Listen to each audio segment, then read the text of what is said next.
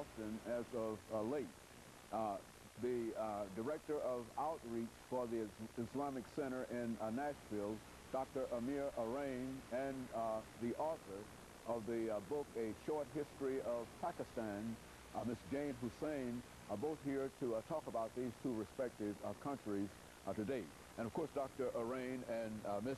Hussain, let me welcome both of you to the show this morning, and to tell you how delighted we are to have you here to talk about what we consider to be a very, very important topic. And I think the world, in a real sense, feels that this is a very, very important topic this morning. Let's start off with you, Dr. AArain, by having you to give us some information in reference to your background, your education, and some of the things that were important in terms of leading you to us this morning. And then Ms. Hussain will give us similar kind of information in reference to her background, education, and experiences. And then, perhaps during the second segment, we'll talk about Pakistan and Afghanistan. Let's start with you, Dr. Thank you. Assalamu alaikum. Peace and blessings of Allah be to you. Thank you for inviting me, and I'm honored to be on your show.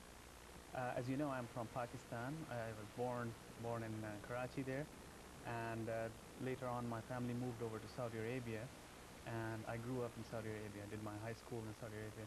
So I had the opportunity to see the two societies. And after my high school, went back to Karachi to do my medical school, and from there onward I came to United States to do my residency and fellowship. So by the virtue of my profession, I'm a neurologist and specialize in epilepsy and affiliated with Vanderbilt.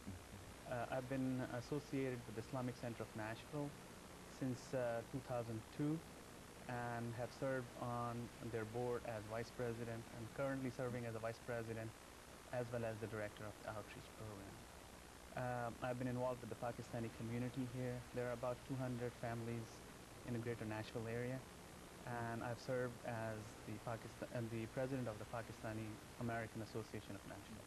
Very good. Ms. Hussain. Yes, I did my undergraduate work at the University of Chicago and majored in history and social studies. And then I married into a wonderful Muslim Pakistani family and lived there for 17 years, raised my children there, and continued my studies in the history of the Pakistan area.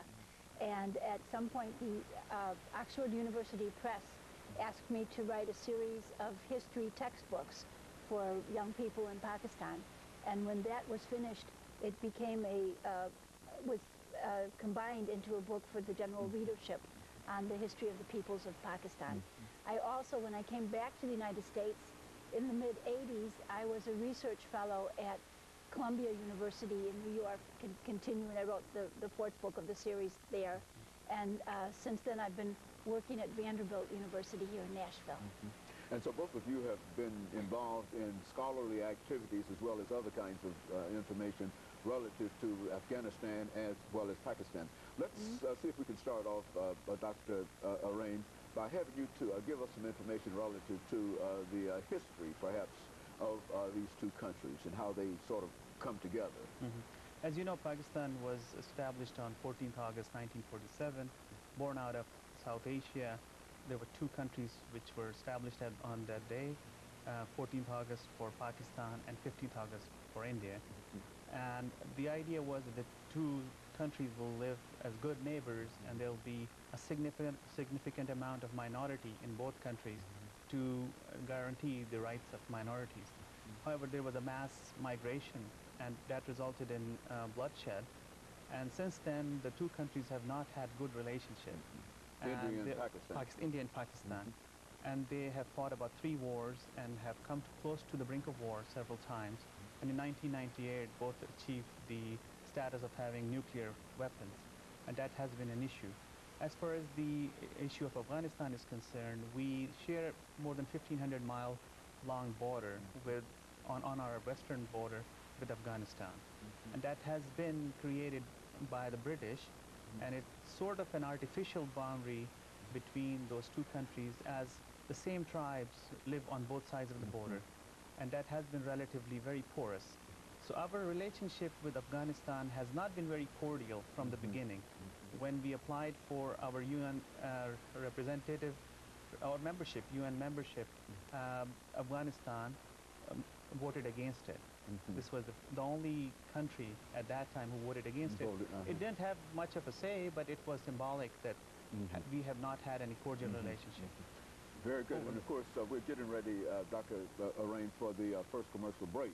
And when we come back, we should have about 8 minutes during the second segment to allow Ms. Hussain to start off talking about the country of Pakistan. And of course, we'll be back with our audience following this very, very short commercial break.